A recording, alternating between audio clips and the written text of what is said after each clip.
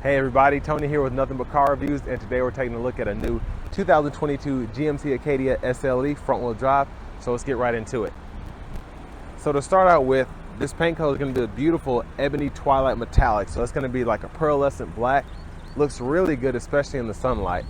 And then our interior is going to be the jet black cloth, and the powertrain on this Acadia is going to be the 2-liter turbocharged 4-cylinder engine made with a 9-speed automatic transmission.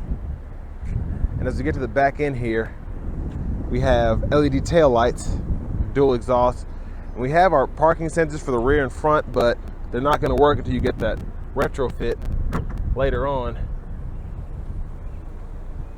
And there's our trunk space there. And let me show you how you can fold the seat down. You just pull up here, that'll fold flat on both sides, and then to get it back up, you just pull. And there you have it. So let's go around to the side here. There's our fuel filler there, which you just click to open and close. We get passive keyless entry on all 4 doors, which I really like. Most vehicles you still have to only use the front doors, but I like that you can use the rear doors as well if you need to grab some out the back or something. And then here we have our 18-inch aluminum wheels. And for this to be the base package, I really like that you get some good looking aluminum wheels there. Let's go around to the front here. And we have LED headlamps along with LED daytime running lights. And I really like the design of the headlight there, but I also like how they put the chrome throughout the whole grille, and then even around where your fog lights would be. Looks really nice. Well, let's go ahead and pop that hood.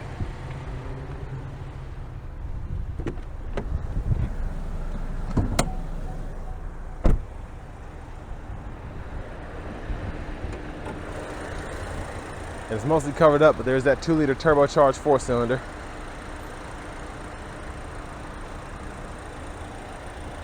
And next, let's go ahead and hop in the driver's seat. So from the driver's seat here, actually a lot of space. As you can see, I have plenty of room underneath the steering wheel to move my legs, and I'm 6'3", and I have several inches of headroom, so really impressive there. And the steering wheel, even though it's kind of a vinyl finish, feels really nice and looks really good as well. And for the driver's seat, you're going to have a 4-way passenger and a 4-way driver, so that's going to be manual. So you can just adjust that on the seat side here. But let's go right into the door panel over here. We have our power door locks here, power window controls here, and this one's going to be auto up and down for the driver. And then we have our window locks here, and then our power mirror controls here. And I really like how they have this kind of leather finish here to coincide with this kind of brown and black wood grain looking thing here. And then we have cup holder here, a little storage here. But over to the side here, we have our electronic parking brake. Press down to engage, and then we press it again to disengage. But to the steering wheel itself, you get that standard GMC, I think it's Pro Safety, it's called something. But you get your forward collision alert, you have your blind spot monitors, and you have your standard cruise there, and then our automatic high beams here. But headlamp controls over there, turn signals. And then to the right side of the steering wheel, we have our voice recognition controls, and then we can go through our gauge cluster using these arrows and this check here. And of course, windshield wipers there, and then we can flash our high beams, or not our high beams, but our windshield wiper fluid. And behind the steering wheel on the right side, we have volume, and behind the steering wheel on the left side, we have our track list or radio station controls there. But next, let's go ahead and take a look from the passenger seat. So like I said earlier, you have your 4-way manual driver and front passenger seats, so it's not good that we don't have power, but it's still, you can make it comfortable for yourself. But over here, we have that same finish again with that kind of wood grain look, and then we have that aluminum brush there. Really like that. The glove compartment, we have our owner's manuals. Let's take a look at this radio here. So we get AM, FM, and XM along with Bluetooth audio. And what's really great is you get standard wireless Apple CarPlay and wireless Android Auto in this system as well. We can pull up our dual zone automatic climate controls for the front, and then we can also pull up the automatic climate for the rear as well. So I can adjust that speed up and down without messing with the front. Then we have a Wi-Fi hotspot, of course.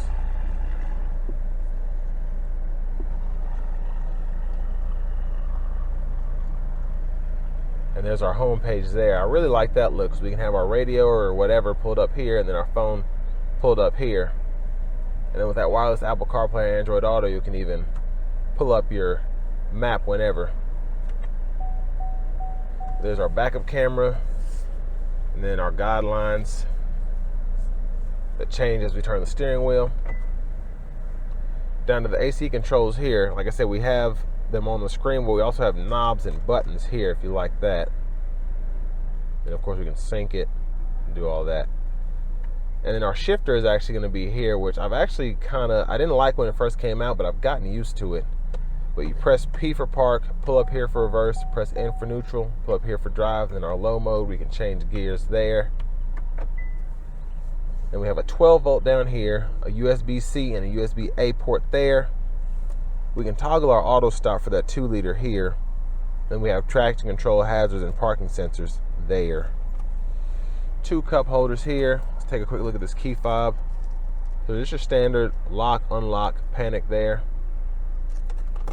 And then for our drive modes, we can go between just our normal or tour mode, the snow mode, and then our sport mode.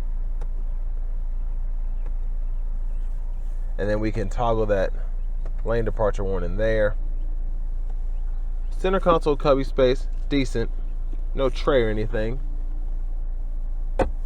But next, let's go ahead and take a look at the rear seat room. So from back here, the rear seat room is actually pretty good. I have about an inch of headroom there, which is really impressive.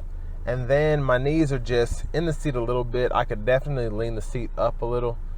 For someone of my size, being 6'3", this is how the seat would be.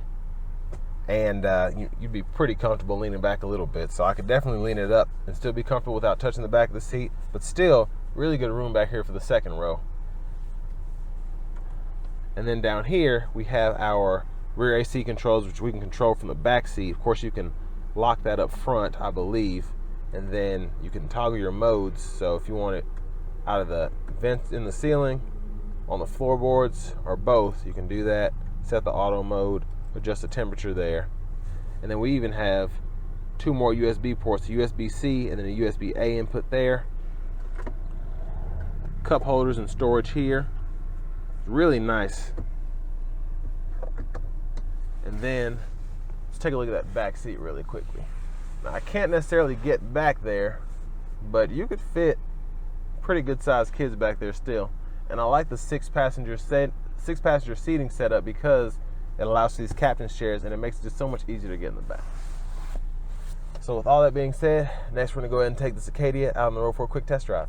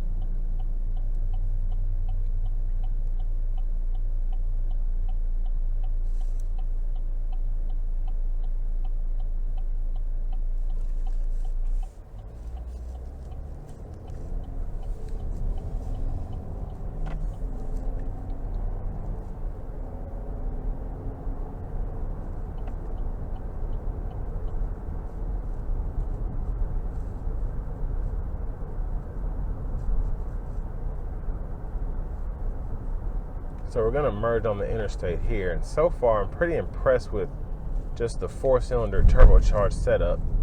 Let's put it in sport mode, see how it does.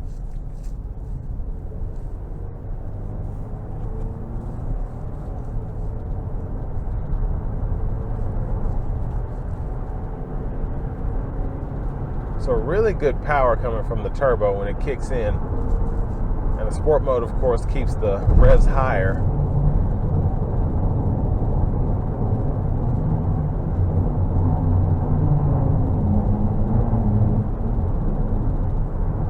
What's that rattling?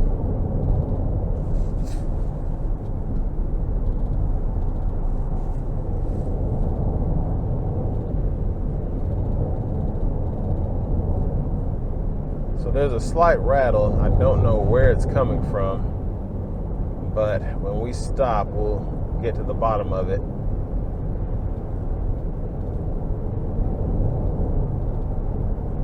I'm sure something's just where it's not supposed to be. But a really nice ride coming down the interstate here. And look at that, the instantaneous fuel economy is 41 miles to the gallon.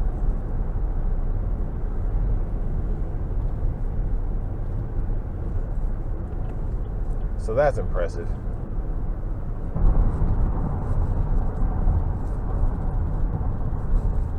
And my assistant's trying to figure out what that is, but like I said, when we stop, we'll figure it out. Brake power is really good.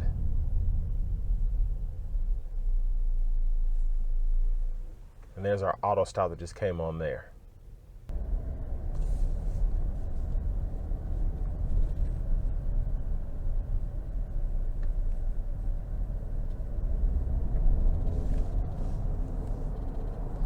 So there's definitely some weird rattle in the seat, which is highly annoying.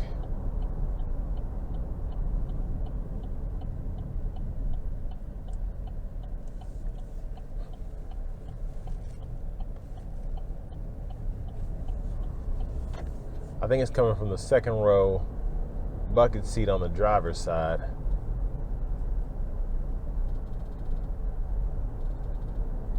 So I don't know if something needs some grease or what,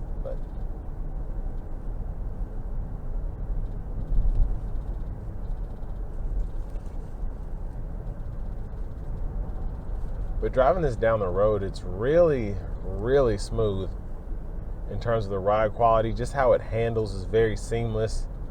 I don't feel any understeer or oversteer that would cause the ride to be jarring or something like that. It just all makes sense.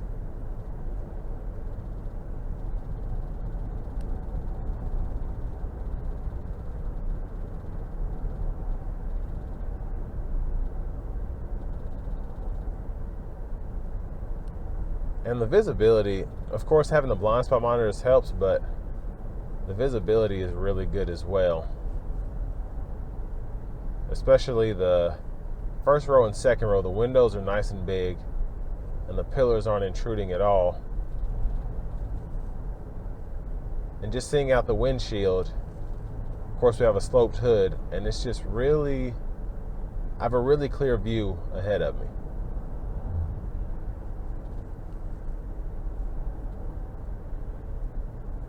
But if I were to get the Acadia, I would definitely go with this 2-liter setup, because I just like how you're not under constant high throttle, because that turbo does a lot of the work, so you don't have to shift into a certain gear because of your boost. But the setup with a 9-speed is just really, really good, and you get really good gas mileage, especially on the highway. And you saw that just from cruising. I had the cruise control at 75 and it was showing me 40 miles per gallon. Of course, it was on a downhill slope a little bit, but still crazy.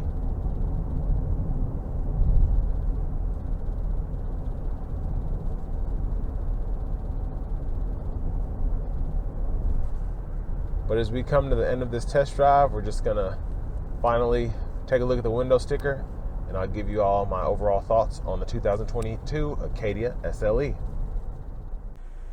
So I want to give a huge shout out to Chevrolet Buick GMC of Murfreesboro for allowing me to review this Acadia today. As you can see, they have a little bit of inventory throughout, but I'll definitely leave a link below in the description to check out this vehicle in particular, as well as the rest of their inventory. But let's take a look at this window sticker here. So actually a pretty good final price in my opinion. Of course, you're gonna have to look out for markup. Not sure if this has any or what that would be. but 36,640, not bad at all, especially getting all this standard technology, especially that GMC PRO Safety Plus. So that's a big thing for me in particular. I like having a lot of those safety features. Only thing is missing is adaptive cruise, but we get a lot of standards: wireless Apple CarPlay, wireless Android Auto, etc. So with all that being said, my final thoughts on the Acadia: this one is how I would do it. I might go up a trim level to the SLT just to have leather, but other than that, this has everything that I want. Nothing that I necessarily miss on this one, and you get it for under $40,000 stickers. So if you're looking in the market for something like this, has a lot of space, good gas mileage, and just drives really well. Can't go wrong with this 22 Acadia with the 2-liter turbo. So I want to thank you all for watching this video. Please make sure you like, comment if you have any questions or concerns, and subscribe if you like what you saw today, and I'll catch you on the next video.